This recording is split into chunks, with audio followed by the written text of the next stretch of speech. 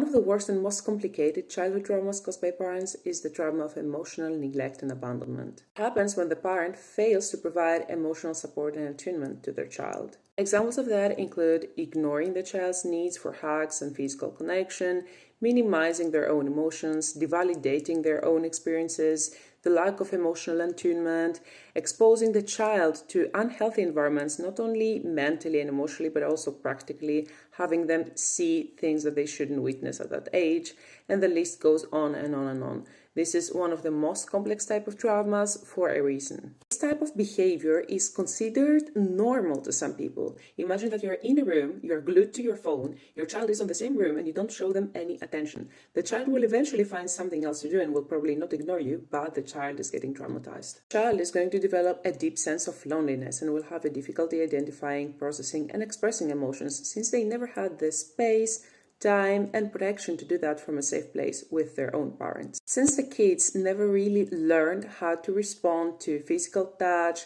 hugs, how to have their emotional cues recognized, they will probably have severe fear of intimacy as well.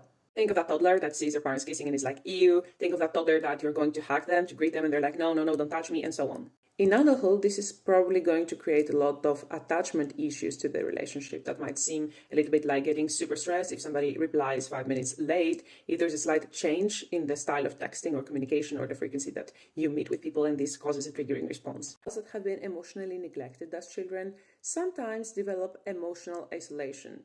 This can be something like very social people that they're all over about hearing your own stuff, but they never share their own emotions and their own vulnerability in front of other people. Compared with the fact that these people, they never had the chance as children to process, express, and communicate effectively their emotions, is going to create a difficulty into forming deep, meaningful relationships. You can learn more about the childhood traumas caused by parents in my latest episode of LifeCrafting Podcast on YouTube.